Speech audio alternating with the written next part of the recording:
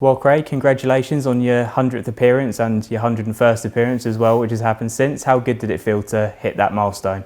Yeah, it's nice as a player. It's nice when you get 100 appearances for one club. I didn't even realise that it's come around so soon. When I think about it, was it 2.5 years? So, and now it's trying to just keep building the appearances and staying in the team for as long as I can and keep putting in performances. You're in great form at the moment, and you must feel that from your past two games, especially the one against Crewe, you did deserve a clean sheet out of them. Yeah, the whole clean sheet sort of accolade, everyone works for a clean sheet. I know the emphasis gets put on goalkeepers and defenders as clean sheets, but you're not, as a goalkeeper, you're not going to keep a clean sheet if everyone in front of you is not all working in the same direction to try and keep the ball at the back of the net. It all starts from the front all the way to the back. Yeah, the last two games have been frustrating in that sense because from open play we haven't conceded now for 2 games, and the only way they're scoring at the minute is through the penalty spot, and I like to think I'm not bad at pens, but yeah, things just aren't going my way at the minute. You've obviously made your 100th appearance now and you've established yourself back as Pompey's first choice keeper. Does it feel a little bit sweeter just knowing that it hasn't always been plain sailing for you here, has it? For me personally, I think when I look back at my career so far, it's not been plain sailing, and I say that to absolutely anyone whenever they're out the team or in the team. It's all about enjoying the moments when you are playing, working hard and doing the best you possibly can to stay in the team when you're in it. But football's a funny old game. Things can change very, very quickly. Unfortunately for me, I found that out the second half of last season. But it's all about making sure that you don't dwell on it. It happens in football, and yeah, you just got to make sure you work extremely hard to get yourself back in that team. When you're called upon, you take the opportunity when it comes. Yeah, you mentioned penalties earlier, didn't you? How good did it feel to be the penalty shootout hero again at Stevenage? Yeah, and it's not very often you get an opportunity to save 3 penalties. I think you've got to have an element of luck there. It was a nice feeling, and it was just nice to get back on the pitch again. Is it one of those where when you save the first penalty, that sort of gives you a bit of confidence to save the second one, and so on and so on? Yeah, so I think so. I think it can maybe have a little. I've never taken a pen in that sort of situation, but I think if a keeper saves one, and then the next person that's coming up is taken, I think it may have a factor in the back of their mind that I'm going to set and right. So the keeper's just saved that, and he saved it that way. I wonder now if I've got to change it all up, because the first one went left, the second one went right, and then if you save the second one, it really is now mind games, because it's like, well, he's now gone left and right and saved 2. So you now it's 50-50 chance, isn't it, really, a penalty shootout? And in any penalty, you pick a side, you go with it, and you either go the right way or you don't. There's no pressure on the goalkeeper. It's nice if you save it, but if you don't, then you're not expected to. You've got a 50-50 chance. Obviously, you came on as a half-time sub. Is that something that's happened to you before? Kind of, how did you find out that you were coming on? To be honest, I always prepare as if I'm playing. So when it came around, I just remember getting a shout to warm up. As I was warming up, John came out and said, "Get stripped off, you're going on." So I thought nothing of it. I just thought, oh, hang on, right, I'm coming on now. So your head's already sort of half there, but then you fully sort of wire in completely, because there's no point in wiring yourself in completely, and then you drain all your energy while you sat there on the side. So yeah, I came on. It felt a bit surreal, really, because it felt like forever since I'd last done that. And you just got to believe in yourself and think, well, I'm going to save one of these, and all the lads are going to score all their penalties. You do that, you save one, we score all 5, then we win the shootout, and that's just pretty much all that was going through my head was just make sure you save one. So, for instance, Ipswich in the FA Cup this season, obviously extra time and Rags scores late on. Is there a little part of you that's a bit disappointed that you don't get that chance to face the penalties again? I wouldn't say disappointed, because it's nice that we won the game of football, but you do start thinking, okay, right, there's another possibility of another shootout here. You've also got to realise that anything, like we said at the start of the interview, was anything can happen in football. And I know there's a lot of people sort of saying, oh, it's offside, it's not offside, this, that and whatever, but yeah, Rags has popped up with the goods and stuck it away and put us in the hat for the next round. Yeah, and that result was part of sort of over the past couple of months what's been a really good run of form for you. Do you feel like as a squad you're sort of hitting the levels that you need to at the moment? Yeah, I think we're doing really well. I think I saw the other day, was it 8 in 10 we are, or we were at the time. So yeah, we're on a good run of form, scoring goals.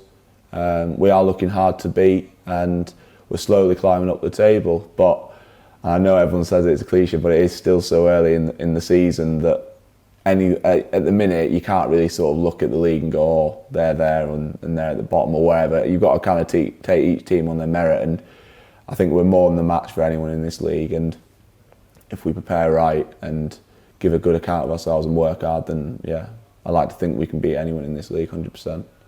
And you've obviously been doing it without fans as well. For yourself as a goalkeeper, you don't get to join in the celebrations anyway, but for you, ordinarily, you'd be turning around and looking at the Fratton end and celebrating with them. So it must be a surreal feeling not being able to do that. It's weird now, isn't it? Because it's been going on for quite a while now, but it still doesn't feel right. It doesn't feel normal at all. I think the biggest thing is when you come out for the game and you've got the tannoy going and there's no noise around the ground. So it's like, well, I can hear the music clear as day, when normally you can't really hear the music. You can just hear the fans clapping along to the song. And then when we score goals, there's no noise at all. And just sometimes when like you can feel momentum changing in a game, you normally have the Fratton crowd it gives you a lift, can get you over the line sometimes. For some of the lads, if they're feeling a bit tired towards the end of the game, it gives them an extra lift, and that's something that's changed since fans aren't in. It's becoming a lot more challenging. It's a lot more of a team morale more than anything now, because you're having to do it within yourselves. You're having to get results within yourselves and work even harder for each other in order to get these results, because it's just you guys on the pitch. You have to generate that atmosphere within the pitch. Yeah, looking ahead to the next game, it's obviously Kings Lynn in the FA Cup. That's one that you kind of need the fans to be on your side for, because it's a bit of a banana skin, isn't it? Yeah, I think is a lot of the games on the platforms again for BBC. Yeah, so a lot of the games are on the BBC again, but they've obviously picked us. It doesn't take a genius to work out why that is. Obviously, these, like you said, they are the games that the cameras want to see a banana skin in, and it's up to us to treat it like every other game, respect the opposition and put in a good performance and ultimately get ourselves in that hat for the next round.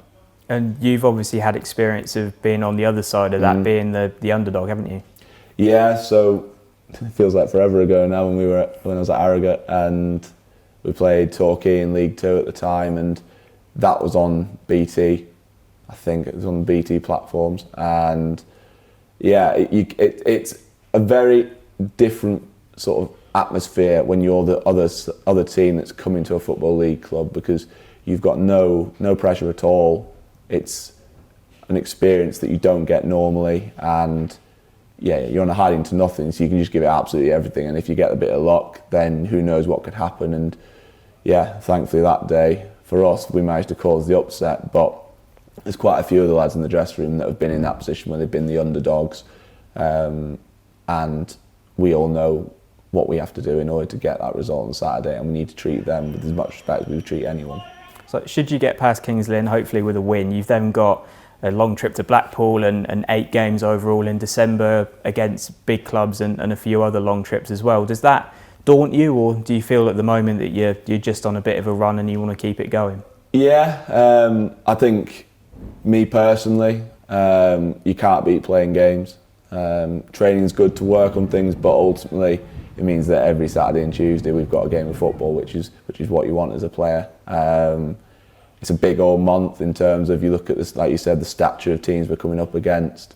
If you look at the current table, we're playing pretty much everyone in and around us. So it's an opportunity to stamp authority in these games, take points of people around us, even at this early stage, and keep on a good run, because ultimately we're not far away now from a quarter of the way, and before you know it, after these 8 games, we'll be halfway through the season, and then it gets to the point where you're starting to sort of assess how we're doing. And if we can keep on the sort of run we're doing at the minute, then yeah, we'll put ourselves in a good position going into the second half of the season.